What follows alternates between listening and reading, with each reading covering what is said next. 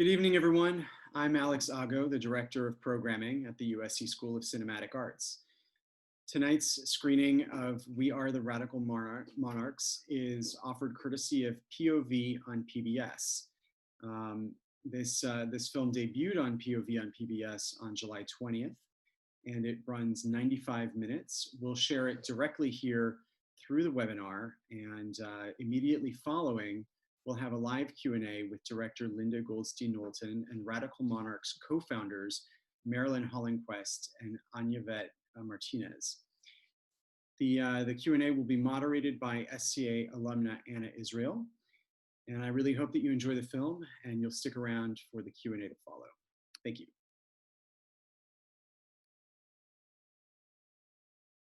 Hi, everyone. Welcome back. I really hope you enjoyed We Are the Radical Monarchs. It's my pleasure now to welcome the director and producer, Linda Goldstein Knowlton, and the two co-founders of the Radical Monarchs, Anayvette Martinez and Marilyn Hollinquest. And I am very excited to introduce you to our moderator tonight, SCA alumna Anna Israel.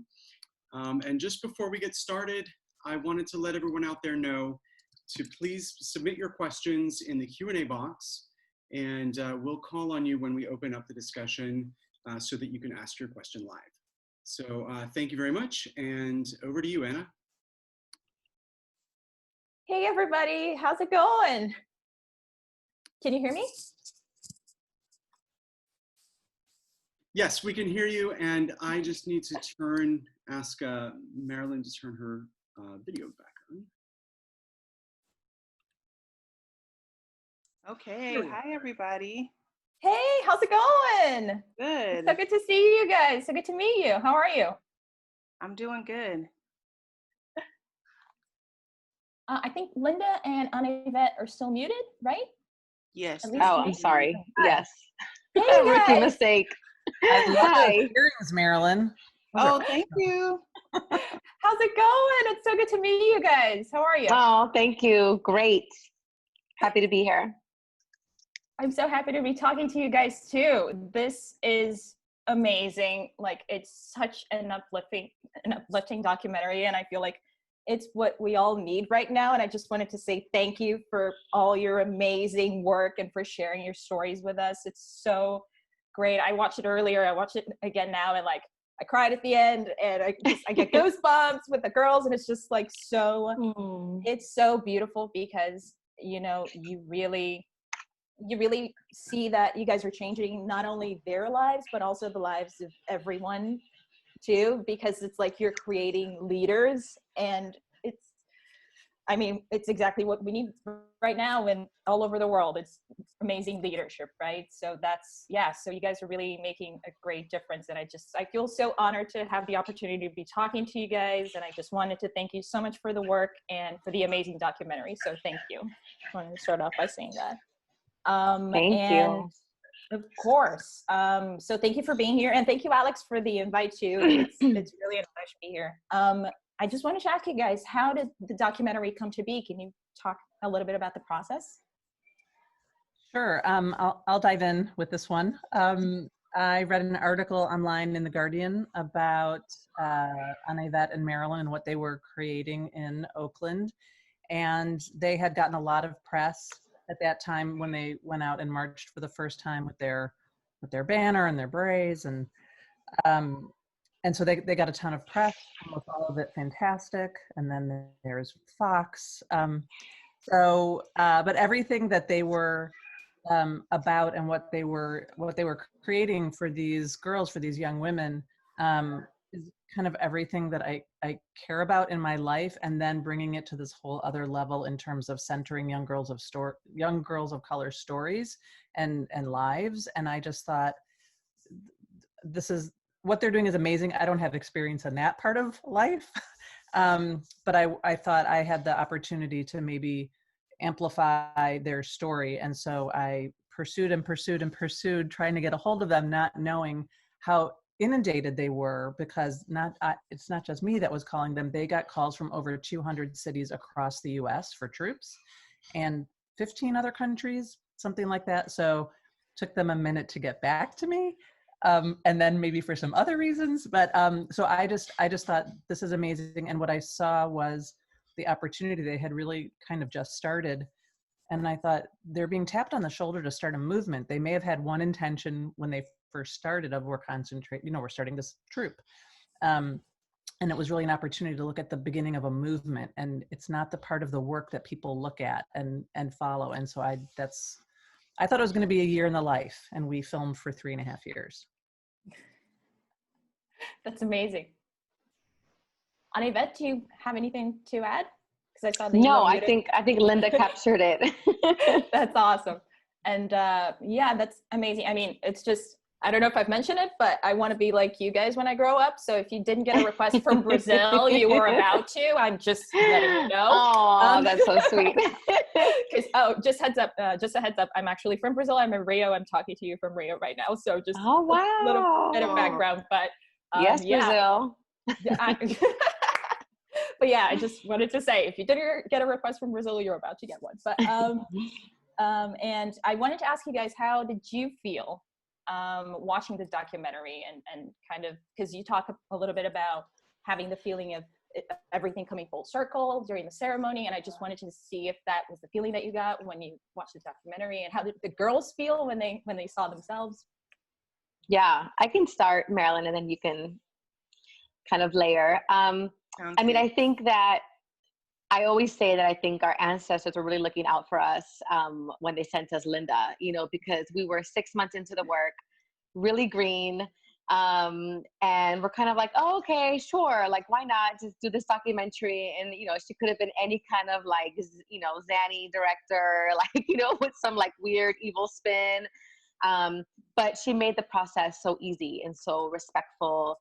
There was the agreement that if at any point the Monarchs shared something that they didn't want filmed, they would just kind of tap the film crew, and the film crew would put the cameras away instantly. And so we always felt really safe and affirmed by working with Linda and her crew.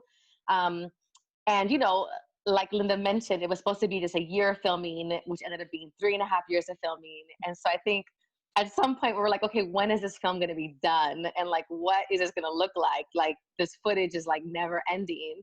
But then when we finally saw it, I think just like, it was like, wow, okay. Like, she really captured it. She captured like the hustle, the blood, sweat, tears, just kind of like the roller coaster of emotions that it really had been. So I think we both felt like, okay, like this is a really authentic documentation of what these last 3.5 years have been like. That's awesome. Yeah, I would, fully agree with what Linda and Anayvette said, and just add about in regard to your question around it coming full circle. Like, I remember when I saw it, when it premiered at South by Southwest, during the time when we could all be in person, which seems like eons away. But Yes. I also cried, of course. And as you can see in the film, I'm a crier. So what I was crying about was like, just how, our voices and the Monarchs' voices were in the forefront. Like, a lot of times with documentaries, you can like see the director's like influence, or whether it's the angle that they took with the story or how it was edited together.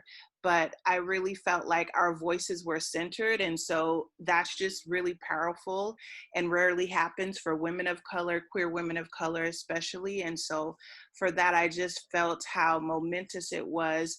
And also too, with like the soundtrack, because we saw a rough edit of it and we were able to give Linda and Katie feedback. And so we didn't see it with like, the artwork and the music. Linda was telling us about it, but once you see it all put together, I was just, amazed, like, wow, she told our story, like, right. And that's always something, when you're not directing it yourself, or just something like, oh, how am I going to be portrayed? But I feel like, we were portrayed exactly how we are.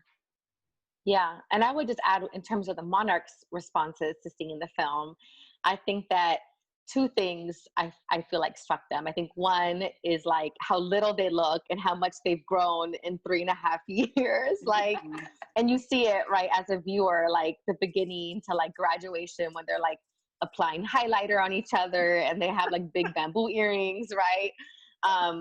So I think there's that aspect of it. And I also think that there's like a lot of the monarchs, I feel like in kind of seeing those 3.5 years kind of encapsulated, I feel like they themselves were like, wow, like this is like a whole thing, you know, like it was just kind of like seeing their life for the last 3.5 years. And I think that they had a sense of like deep appreciation towards like me and Marilyn, you know, because I think with a lot of folks, it's, you know, me and Marilyn are both perfectionists, we're Scorpios. And so we don't like to show like our seams, you know? And so I think that we made a lot of it look easy, you know, for even the monarchs themselves. And so I think when they got to kind of step back and see the film, they were like, oh, wow, like there was actually a lot of work that went into that. So that was also a nice little response. Oh, that's so awesome. I was going to say, my favorite thing when we left that first screening at South by, and Lupita came up to me and she's like, "It's really professional." I was like, thank you. It was like the perfect, you know, it was the perfect 14-year-old response, you know. Mm-hmm. So, anyway, sorry, go ahead, Anna. That's perfect. No, that's so cool. I love that. And no, but it's so cool. I totally get it that, you know, lifting the curtain, as you guys say, it's hard. You don't want to let other people know that, you don't want to let other people see you sweat kind of thing. But yes. At the same time, it's like, it's so powerful too, because you see the work that you guys actually put in and the hours and how hard it is. And like, you really see all the hard work that goes into it. And it just makes it even more powerful. So yeah, I just appreciate you all. It's really amazing, the work that you do. And I wanted to ask you guys, how did you design the curriculum that you designed? Because how do you approach those, you know, intense topics with kids, and how do you make it fun for them to fight for social justice? Because they say that they feel that way, but I wanted to get your thoughts on how that approach happens, and how you found your unique way to talk about those topics with kids. Yeah, so, you know, both Anayvette and I have 15 plus, I want to say 20, because we both started doing movement work when we were young and in college and, you know, before that. So I'm, you know, a former educator. Well, no, I guess I'm still put that hat on. I still put that hat on. But I don't, you know, I'm not teaching in a classroom. And Anayvette also was a youth worker. And so we both individually were doing this kind of social justice curriculum that was really, you know, reflexive to what the young people we were working with wanted to talk about. And so we kept that going in terms of asking the monarchs, like, okay, what topics are you interested in? One, like we have a camp out, as you saw in the film. And then we asked them, like, what do you want to do next year? What activities do you want to do? And so we build badges around that, as well as current event things that are happening that we feel like the Radical Monarchs would be a great place for, you know, the monarchs to talk about what's going on. Because I think what's unique about the Radical Monarchs is the age set we work with. Usually social justice, people are like, oh, that's a little bit heavy for third graders, I don't know.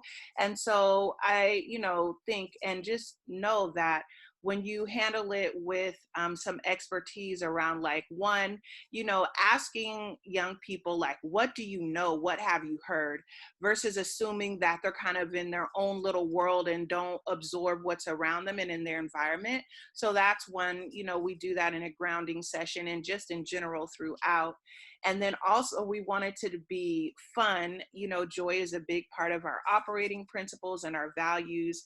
And so, like, making sure we're going on field trips and doing really hands-on experiential type things was important, because one of the key things is we didn't want to, you know, burn out elementary school children around social justice or make them feel like it was a Debbie Downer. So we weren't focusing on the losses, but focusing on the wins and actions that we could take when maybe, you know, you feel powerless, like when Trump got elected initially, or fearful of that sort of thing. It's like, yes, get your feelings out.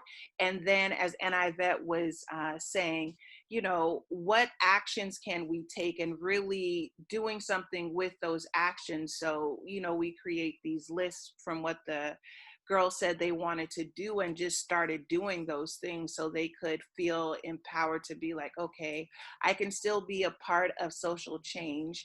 And social justice is a marathon, not a sprint. So you definitely need to have fun along the way, and make sure you're doing it sustainably, so that, you know, you're taking care of yourself and that sort of thing. Because we do not want, you know, to burn out third graders. That's not cute. Absolutely. Do you guys have anything to add to that? Awesome. I was thinking about something that you guys mentioned right at the beginning, which is representations of women and men in the media. And I was wondering if you could talk a little bit about the power of diversity and representation, especially because we're talking about a documentary, so there's representation in the media there too. So I was just wondering if and everybody here is in media too, for either students or graduates from SC, so it's really important. It's a really important topic for us. So I was just wondering if I could get your thoughts on that. Yeah, I can start. I think, you know, we often say, or Marilyn often says, seeing is believing. And so that's a big part of like how we do our work in Radical Monarchs. So for example, when we entered the unit around radical advocacy, and we took the Monarchs to Sacramento, we were very intentional about meeting with women of color legislators, right? And it was like, because you don't see us on the governor's wall, right? Doesn't mean that we don't belong here, and doesn't mean that we're not in this building, right? Making change and making decisions that impact our communities. And so that was really important for our Monarchs, was for them to see like women of color like them holding, you know, offices, right? An office of like politics and power. And then we had a unit that was called Radical Media. And in that unit, it was all about, you know, the Monarchs starting FUBU, like for us, by us. And what's the difference when you look at media that is not made by, you know, folks of color, but it's like for the consumption of like folks of color. And so we focused on different mediums. We looked at film, we looked at, or we listened to podcasts. And we also looked at, was it zines, Marilyn? Yes. I don't remember. Yeah. Zines. Mm-hmm. And then what was the fourth one? See if I can't remember. Only Goddess knows. I don't. Okay. Okay. But the whole focus on that wasn't like representation and the importance of not just representation, but like how are we being inclusive? Like when we're saying, you know, the Latino community, how are we even being diverse within the Latinx community, right? Like, is there like Black Latinx folks? Is there trans Latinx folks? Is there, you know, disabled folks, right? And so I think that that was a constant conversation in the work that we do. And then especially in the Radical Media unit, where they were specifically kind of looking through these different forms of media and having those kinds of conversations. That's so cool. And I remember when you talk about just when you started organizing in school, right? And then you started questioning whether or not those movements were actually being inclusive of everybody within those movements too. And I think that that's really cool that you kept that conversation going within the Monarchs. And it's also cool that you include the girls in the way that you build the curriculum too, as Marilyn was mentioning, like you ask them what they want to learn about, and they're part of that process too. So it's really amazing. And just to bring it back to what Marilyn was saying, because in the process of building the curriculum, she said that you guys asked the girls, okay, what is going on right now? What do you want to learn about right now? And I can only imagine what those conversations are like right now with everything that's going on. When you talk about, there's a unit where you guys talk about Black Lives Matter movement, and you talk about police brutality. And I'm wondering how those conversations are happening right now, if they have changed at all, what feelings are there. I just wanted to get your thoughts on how the process has changed, if at all, the dynamics. Just wanted to hear you guys talk about that. Mm-hmm. Yeah, so I'll start, and then, you know, Anayvette, you can chime in whatever I missed. So When we originally did the Black Lives Matter unit, that was the time of Ferguson. And so that was a really hot topic, just like it is now. It's like this, Groundhog's Day again. And so what we did, so we have 4 new troops that were launched. So we have our 2 alumni troops and we have 4 new troops, and they just finished their first set of badges.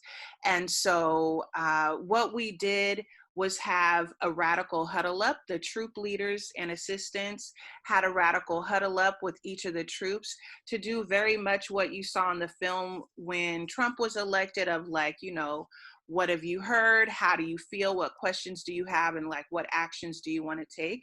So that's what we call a radical huddle up, because it's really important to use this like, young girl of color centered space, this peer space, that they can bring up those issues that maybe the adults in their lives are not necessarily comfortable talking with them about, because I know there's this very much like, oh, I don't want them to kind of lose their innocence or their childhood, that kind of thing, which is very much couched in privilege, because not everybody gets that privilege of being able to turn away from the Black Lives Matter movement and police brutality, state-sponsored violence, and also violence by vigilantes, just, random people deciding to take someone's life in their own hands. And so with the alumni with Troop 1, they actually reached out to Anayvette. So Anayvette, we have wheelhouses. So Anayvette handles programs and communications with Victoria Gomez, who's a really awesome program manager that we hired. And so then I handle finance and operations. And so what happened was the alumni reached out to Anayvette like, hey, we want to do something, very much in the action vein of, how we run our programming. And so they had a Zoom meeting, a self-led Zoom meeting, and then they came up with this list of things that they wanted to do. And so they've done 2 of those things so far to support the Black Lives Matter movement. And one of the things was they did this really awesome video on how to be an ally. In other words, how to be an accomplice to help, eliminate the state-sponsored violence, and also to talk about how people can be an ally, how they can be accomplice to Black folks in this moment and beyond.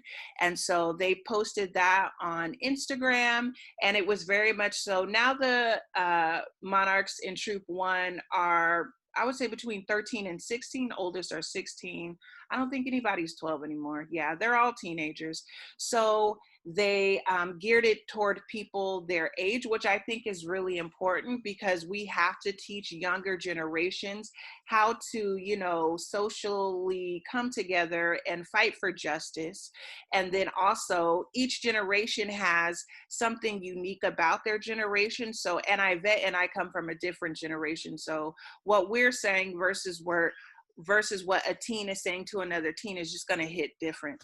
So they did that, which was great. And then the other thing they did was have a vigil for Black women and femmes impacted by state violence and vigilantes. And so that was really important, because we really want to lift up that Black women and femmes are also impacted by state violence. There tends to be a focus on men. And so we wanted to lift that up. The alumni did, and so they organized a social distance vigil, so everybody's masked up and 6 feet or more away, and it was held outdoors at Lake Merritt, and they organized with another group as well, and it was a really beautiful, well-attended healing event. There were danzantes to hold that healing element, and then the Monarchs spoke, and there were other activities. So that's just 2 of the things that they did, and they have a whole list of what they're going to do. So I'm just really excited in terms of their initiative, and you can just see like that toolkit that we were building, how they're able to use it now as teens. Like we say that they're woke college students pretty much in their evolution of consciousness. So, to be that badass when you're like 13 to 16, I'm just like, okay, that makes me feel hopeful about the world. Absolutely, it makes me feel hopeful too. It's so beautiful, and I saw that they were starting to self-organize too, right? I saw something about that on Instagram too, and I was like, oh, that's so amazing! Like they're carrying the torch on. It's really, really great. And you guys mentioned that another case of police brutality was happening when you were designing the curriculum and talking about it the first time, and you mentioned the Groundhog Day effect. And as women who have fought the good fight your entire lives, because you've been doing this forever, do you feel like we're going to finally see the change that we all want and need to see now with this global fight for social justice? What are your thoughts on what's happening right now? And Linda, how do you see your documentary within this context? I just wanted to hear it from all of you guys. I can start. I definitely feel like we're in this moment of like, it's like a reckoning, right? So I think that now is definitely the moment. I think that folks have been activated who have maybe never thought about social justice or thought about issues of equity or thought about issues of state violence. And I think that there's a lot of momentum right now. And I think that if it doesn't happen now, if it doesn't start happening now, then I don't know when it's ever going to happen. So I think that we're in this like really powerful moment to like move and to continue pushing the conversation and to continue pushing the work forward. Because I mean, I'm seeing like, and of course, like I think some people will just say Black Lives Matter to save face, but I also feel like if corporations are putting out statements, I feel like then I hope that when those statements are released, those Black workers at that corporation are able to be like, look, like this is what you're saying, so this is how this needs to look inside. You know what I mean? So I feel like whereas before there was just nothing, right? So I feel like it's a starting point. I feel like it's a reckoning, and I feel like folks are being activated to finally do something. And I think for us, it feels like like you mentioned, we've been doing this work for a long time. Our very first unit was Black Lives Matter. Like that has always been at the center of the work that we do. But I think that it's great to have, allies and accomplices now being activated to kind of like pick up some of this heavy lifting, because the lifting has historically been done by Black folks, Black women in particular. And I think that it's time for folks with more resources and privilege to kind of like show up.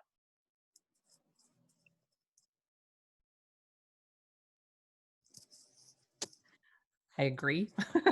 And I think within the context of the time that we're in now, what is kind of exciting and powerful from the responses that I've received, and what feels great for me having the film out in the world right now, is that it shows that you can be in third grade and you can be taking action. There's that social justice can be taught at any age, and that kids understand what is going on around them, and they may not, they see it and they need knowledgeable adults to help them process these things. But, going through COVID, going through this reckoning on race right now in our country and around the world, and kids are just home on their devices, they're getting so much information. And so for them to be able to say, hey, I can participate. Oh, mommy, what does this mean? And that there's a curriculum, available, that people can reach out to the Radical Monarchs and figure out there's a plan now of how to scale and to bring Radical Monarchs to your community, and help support the Radical Monarchs too, in general, of all of this work and scaling. But it feels really exciting that there's so much exciting about the Radical Monarchs that I totally lost my train of thought. But I think having the film out in the world at this moment feels that it's an empowering opportunity for people to say that fourth grader is out there articulate and why she is at City Hall talking about rent issues, and so I don't know, it feels like the perfect time for it to be out there. Absolutely, yes. And it's, I was going to ask you about your vision for the documentary and the opportunity that you guys have to inspire other people into, I mean, as I said before, like you're creating leaders, so you have that opportunity to create good leadership, not only for the future, but also for the present. Like that's so exciting, and it's exactly what we need right now. So was that your vision for the documentary, to inspire other people to take action, Linda? And what are the responses that you've gotten? You've mentioned the responses. I was curious about that. If you could talk a little bit about it. Yeah, I mean, I think my intention and vision for the film was to really to everything in my core is about working against injustice, working for justice. Let's put it in the positive. And so for me, it was about how exploring, right? Because for me as a documentary filmmaker, I don't know the answers. I have questions. I have a central question. You throw out the fishing lines, right? And you start following the path, and then you cut those other lines, and you start finding your central story, your central arc. And so for me, it was about, there are two women who have wildly full-time jobs and families, and they're starting a movement, and they're queer women of color whose work is most often invisible. And it was and now there's a light being shined on them in a lot of different ways, not just by me, but by other media, by the community that was building and supporting behind them. So it was really about seeing, it's about the trying. For me, it's always, someone asked me this, and like thematically, I had to think about it. And it's in the films that I do that I'm most excited about, it's following people who have a vision. It's following them. My vision is about their vision, right? It's about being able to put their vision out there. And it's about, they might succeed, they might not. Obviously here they clearly succeeded and are continuing to succeed. But it's about that trying, and you don't know what's going to happen, but they have a valiant and important and true and real purpose. And so for me, those are the most exciting people to get to know and follow, and now become friends with them, just to see how that journey is going to go. So that was the point. And I think I had that limited idea in the beginning of, oh, it's a year in the life, because that's probably the craziest, biggest time of like things coming together, and what does that look like? And I also thought, for once in my life, I'm going to have a limit. I'm only going to film for a year. Damn it. No, that has never happened before. And it didn't, because I had to, what I found organically and in telling the story, that there was too much story, there's too much growth, there's so much going on. It was so complex. And then you add the election into the whole situation. It was like, this story needs to be its own story. It has its own life. And then there was a certain point where we realized, even though it seemed like we were never going to stop filming, but realizing that, because at first I thought, oh, we'll just end at Sacramento. But then I had some mental block about, oh, wait, they're graduating a couple months later. And it was a natural ending from basic, almost from their start to the graduation of the first troop. That's so cool. Yeah, you can definitely see their arc and their growth, and you feel like you're a part of the family by watching the documentary, and you must have felt that way too, spending all that time with them too. It's so cool. And I was just wondering, like, I know what the girls learned from you. That to me is very clear. What did you guys learn from that process? What have we learned from the Monarchs? Yes. Yeah. Yes. I think definitely the importance of cultivating joy. And so joy is one of our organizational values. And I think that, as Marilyn mentioned earlier, in social justice work, it can be really intense. It can lead you down like a kind of like rabbit hole of like despair, like everything's terrible, like everyone hates us. And I think that young people just really remind you of the importance of cultivating joy, right? And playing and having fun. And so all of our meetings and all of our curriculum always had an element of like joyfulness and cultivating joy and talking about how is joy a part of self-care and self-preservation. And so I think that that's one of the biggest things I think that we learned from the Monarchs, so much so that we ended up adding it as one of our values. That's Yeah, really the awesome. other thing I would add, what I learned from the Monarchs is just, it's not that hard to, learn about things that you don't know about. So for instance, when we're talking about the gender spectrum, at first, obviously you can see it in the film, a lot of them, they're like, wait, what? Like mind blown, and then they quickly were like, okay, yeah, that makes sense. You were born in a certain body and you feel, differently, blah, blah, blah. Like they were able to like catch on with it and like, okay, pronouns, yeah, makes sense.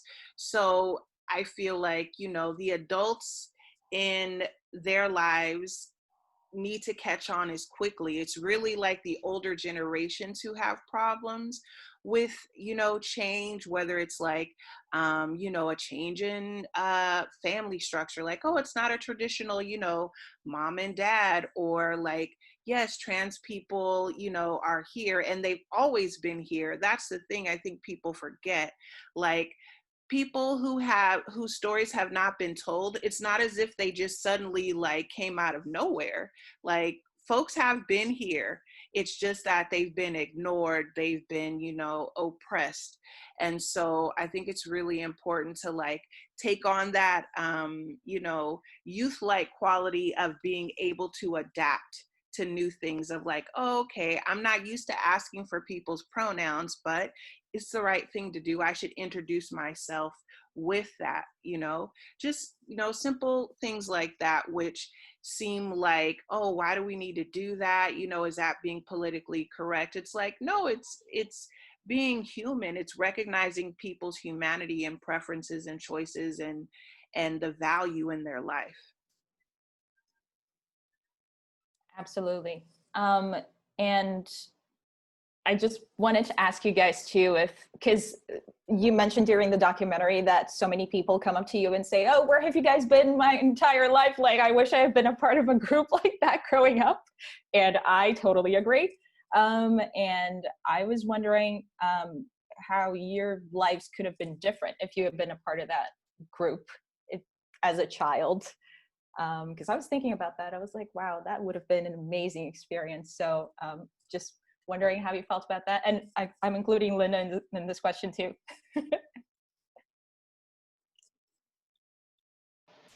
Oh, wow. That's a good question. No one's ever asked us that before. Oh, yay.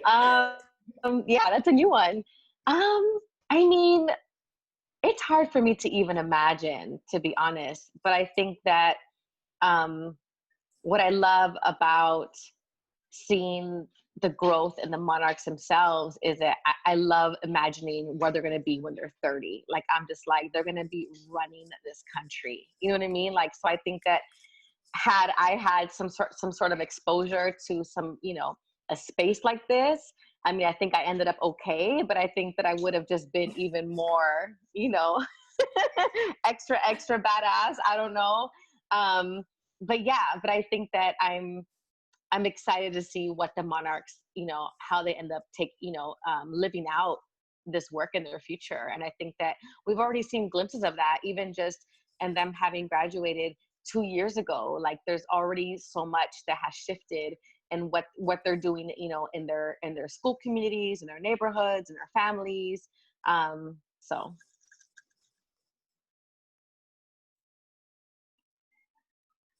Yeah, I think for me, like, oh, okay, what would have been like to have radical monarchs?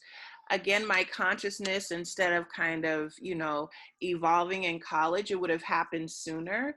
And so that would have just saved me a lot of grief, because I think what happens is, at least for me, I'll speak for myself, you think there's something wrong with you, like, oh, I don't fit with these beauty standards, or I'm queer, or like, it's okay. Like, I think that would have just been so helpful, instead of having that time frame of questioning, who I am and like, how can I fit? It's not about fitting. It's about being who you are in your fullness and attracting those who, support you interdependently. So I think, that's what it would have been like. And yeah, just being a badass sooner. I will agree with what Anayvette said. Something else that I would just add that I just thought of is, so in our mission and vision statement, we say we support young girls of color and being grounded in their power. And I think that is so central to the work that we do. And when I think about my own journey, my own kind of evolution, I'm like, I just turned 40 years old, and I feel like I am just now barely centered in my power, grounded in my power. And so when you have 3rd to 5th graders who are beginning that journey to be grounded in their power, that's unstoppable.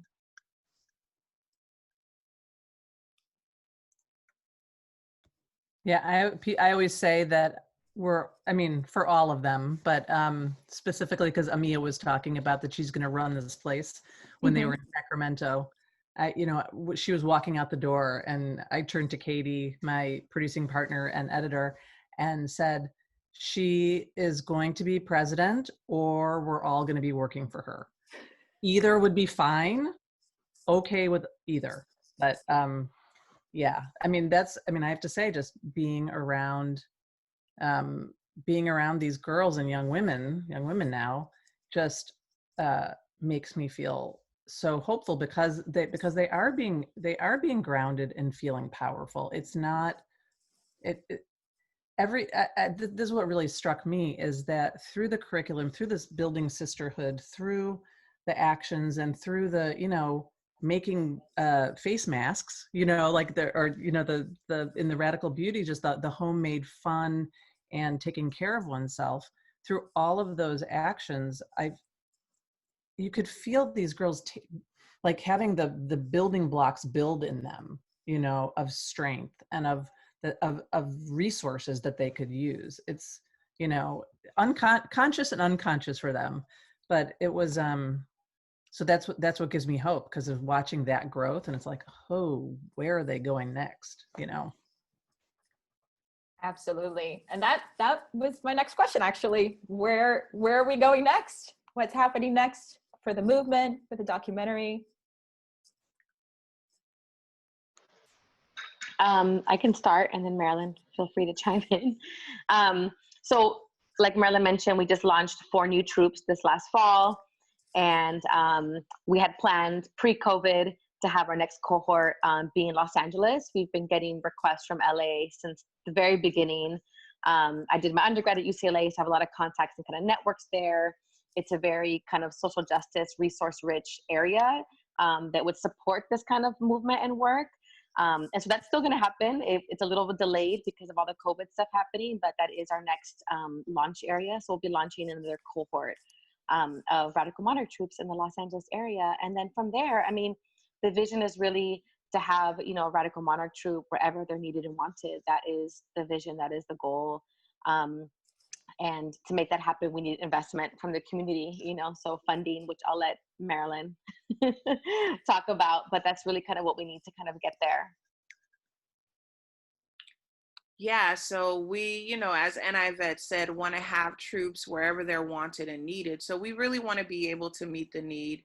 And, initially we were a team of 2, and then we were doing it for the love, for 3 years. And we still do it for the love, of course. But now we're able to focus on it, which is great.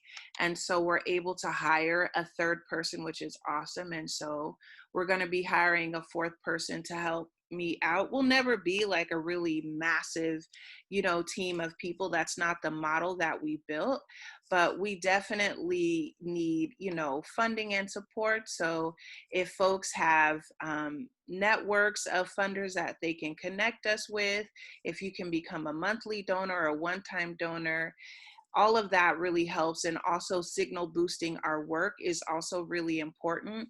We're still thought of in terms of, for established foundations, as risky, kind of scrappy, new kid on the block. And so there have been some foundations that have been willing to take that risk. And so really individual donors have been a huge part of our success. So yeah, check our website out, radicalmonarchs.org. And, if you're interested in having a troupe in your area, you can fill out the information to learn more about that. But it really is, coupling of funding and the desire to have a troupe in your area that will, allow that troupe to launch. And can I say one thing on their behalf, which Please. is, so that big 3-year grant that they got, fantastic, so that they could be doing this full time. This is their last year.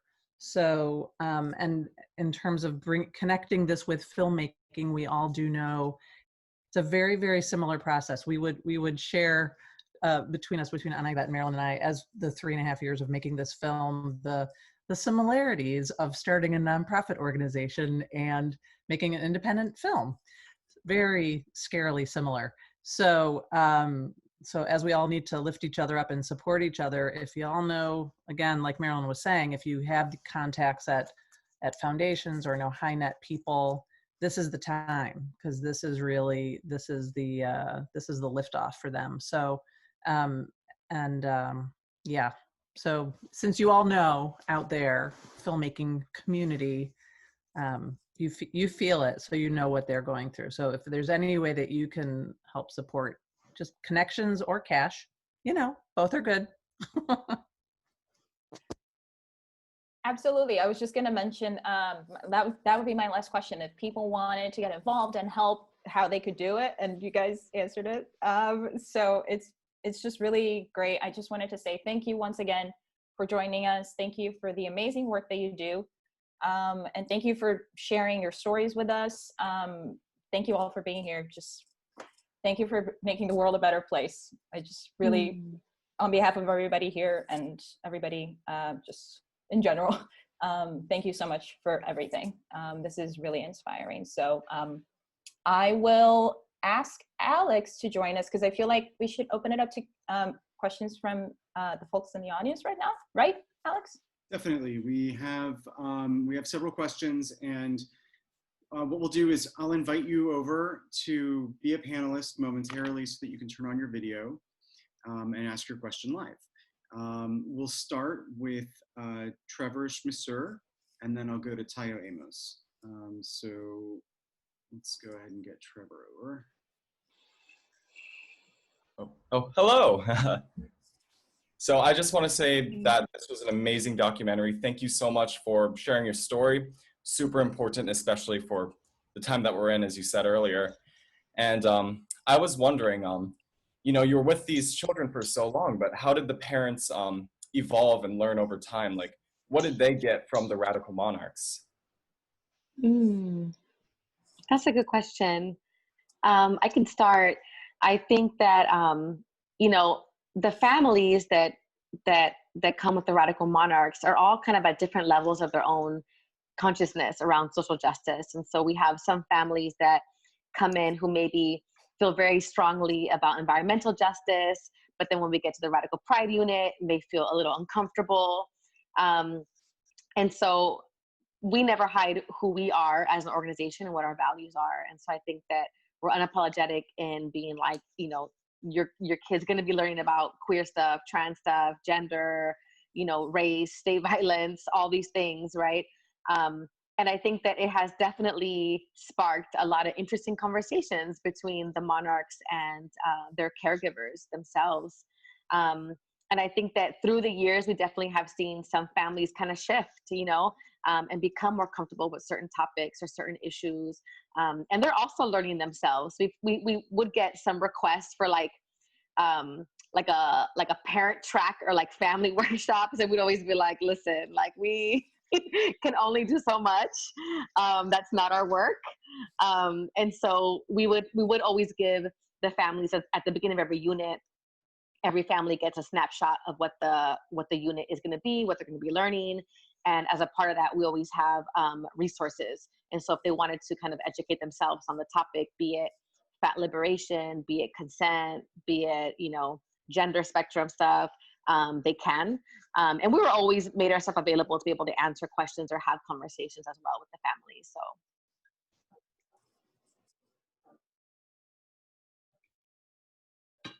Okay. All right. Oh, sorry. No, please. Yeah, I just wanted to again say thank you for answering my question. And thank you so much for agreeing to be in this documentary. Linda, thank you so much for making it. The work you guys are doing is so important, and I just found it really inspiring, and I really enjoyed it. Thank you so much. Oh, thank you. Thanks. Thank you. Okay, so we'll go to Tayo next, and then Susan Lindau.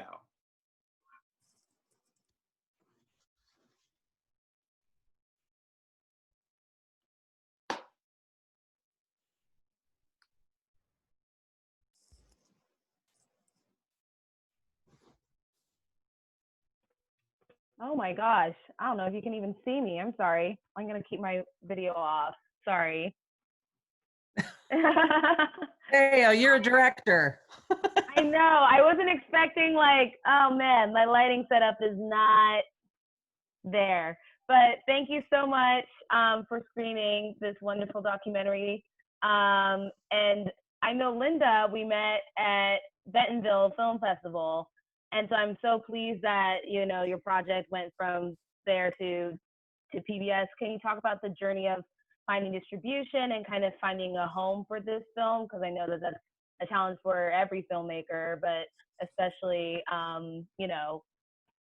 independent projects. And also with that, if Marilyn and Anayvette, if you guys could talk about how the documentary has helped bring awareness to the organization, and how that documentary has been able to propel the organization hopefully into the forefront and having those conversations with funders and people who can support you in the work, because it is amazing work. And so I wonder how the documentary has been helping you in that regard.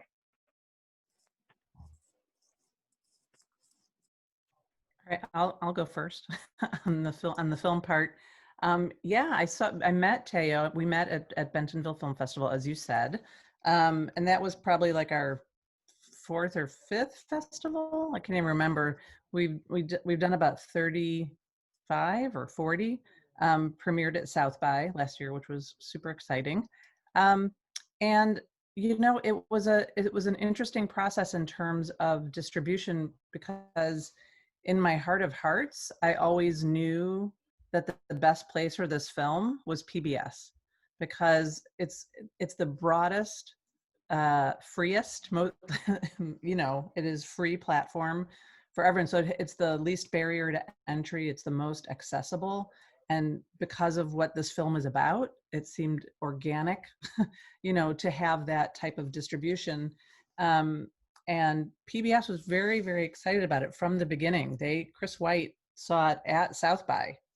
So, and here's a good lesson for filmmakers too. He was at a screening that we had 2 sold out screenings, standing O's, all of that. And we had 1 screening that was at lunchtime in the theater that was the farthest away. So it was not a full screening. And I was kind of crabby about it. And I'm anyway, I was like a neurotic filmmaker. And there's this guy sitting, in the audience, and he's got his arms crossed. And I'm like, oh, great, grumpy white dude at our film. And whatever. And it ended up being Chris White, who was not grumpy at all. He was just reading emails and, totally read into it. But the thing is of balancing the idea of films are really expensive to make. And, did the thing you're not supposed to do, which is put some of my own money into it because the grants and the whole process. So, there's in your head, because in my head, I'm a parent, I have a teenager, I have life, all of that. It's it would have been exciting to get Netflix money, Yes, indeed. I won't lie. But however, and in talking to all these different distributors, this was actually the best platform. And to work so hard for 5 years to get the film out, to really look at the big picture of what is the film about, who are our subjects, who's going to handle this the best way, who's not going to just throw it in there, into their streaming platform. How much PR are you going to get? How much love and support? I mean, we've gotten from POV, the outreach team, spectacular. There's all of these different angles that they're working on that have nothing to do with money, that they do have to do with reaching the widest audience to show them this film and other the rest of their films too. So it all worked out. It was all stressful. And I feel like in the end, we really ended up in the place where we were meant to be. So I don't know. I've never had a film process that's ever been like, woo, done. I don't know that those really exist, and that they're great and simple and straightforward and a lot of money. Like, I don't know that world. So I don't know that exists. So what we had was just what we needed. And just to speak to the second part of your question around how were we impacted as an organization, in so many positive ways. And initially that for me was like a draw of like, okay, we have this opportunity to have our story documented, and how often, do young girls of color, queer women of color get centered in film, whether it's, scripted or documentaries. And so that was really important. And then in doing, the film festival circuit, the parts that I could do, because I was pregnant during that whole time. So just seeing how people reacted to the film, for me, I was like, how you can take something for granted? It's like breathing. You're like, oh yeah, this is just what we do, social justice for this younger age set. And people being like, no, wait, like that is not an easy thing to do. And, also having the MONARCHS see the work that they were doing just well received by people, and the respect that they got, and people being like, I'm a grown ass adult and I don't even think I could be doing what you're doing. And so I think that just added a level of what we do is valuable, but I would say it made me personally, it made me feel seen, like the work that we're doing in particular. It made it like, okay, what we're doing is impacting a lot of people in a positive way. And so that was, just really eye-opening. And also too, just, at times picking Linda's brain about like, oh, okay, like distribution, because that's not, my wheelhouse. But just learning about those sort of things was, really important too, to get that behind the scenes look at like, okay, how do films get distributed, and how independent filmmaking, as Linda was mentioning, is so much like nonprofit fundraising. I think that too was just an eye opener. And I'm like, oh, okay, I get it. Like Hollywood. And then when you have independent filmmaking, like that's, totally different world, it seems like. But yeah. And I would just add that I think one of the many benefits of having this documentary is, the foundation world is really just kind of like an entire system within itself. And it's hard, like you saw in the film, to get your foot in the door of those foundations as a woman of color led organization, as a small organization, as like a scrappy organization, and foundations are incredibly risk adverse, right? Like they don't want to invest in something that they see as risky, right? And so it's constantly this kind of chicken and egg situation where they're like, we need you to be bigger, we need you to have more. And we're like, well, how are we ever going to get more if you don't invest in our work and sustain this work? But what is cute is that now when we apply to grants, we're like, here's a link, or here's articles about our documentary. Like, because they'll often be like, oh, if you have pictures or video, we're like, oh, we got a whole documentary. We're like, link, so that's cute. That's amazing. Thank you so much for answering my questions and congratulations. Wonderful film. Thank you. So unfortunately, Susan is not in the webinar anymore. So we're gonna bring on Carol Scott. And I know that Carol had a question that was answered and another question that was actually more of a statement, but there is still one question that she probably wants to ask. So Carol, the floor is yours.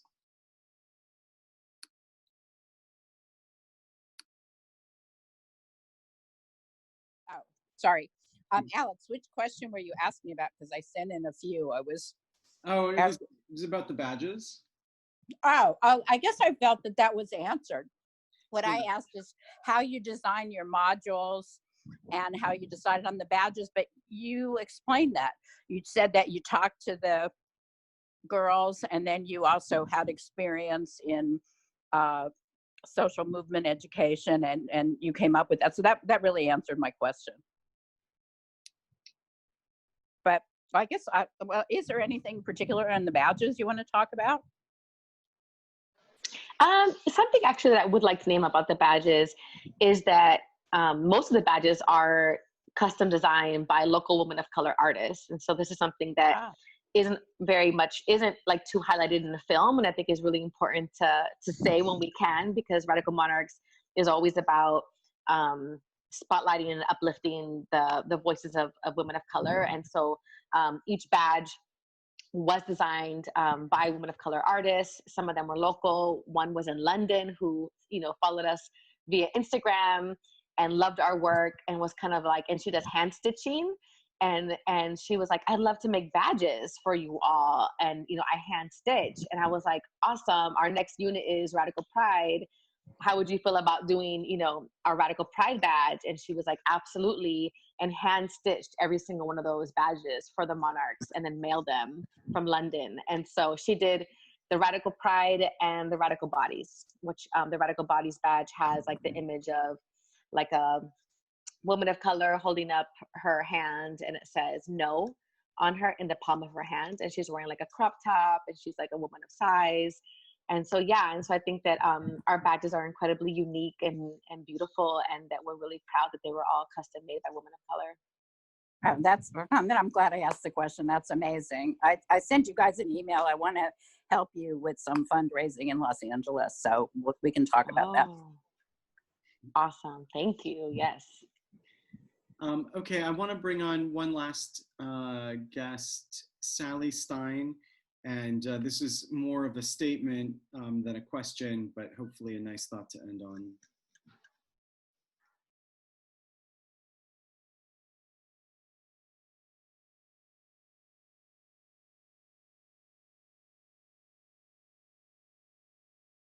Sally, are you with us?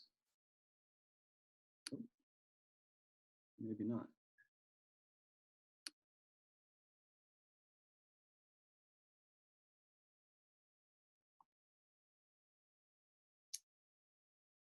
Okay, I see Sally popping up.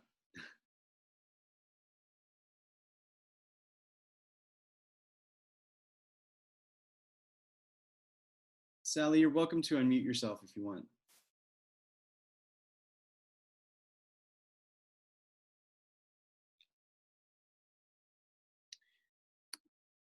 Okay, well, I certainly don't want to force anyone to turn on their mic and absolutely not their camera if they're not prepared for it. But she was sending in a note of deep thanks for this inspiring movement forward in this, for this inspiring movement forward in this challenging time.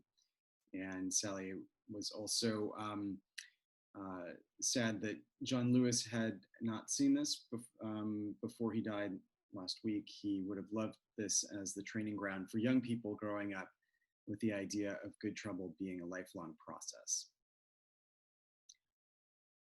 And Sally, I'm throwing it to you one last time. And if not, I'd like to just thank everyone so much for joining us tonight, for sharing these stories. Oh, someone has raised a hand. Oh, and now it's gone. Okay. Anna, thank you so much. live from Rio. Thank you. This was amazing. Congratulations, guys. Thank you. Thank you so much for having us. Thank you Thanks so for having much. This us. is great. Have a good night, everyone. Thank you, Alex. Thank you for everything. Thank you so much. Bye-bye. Bye.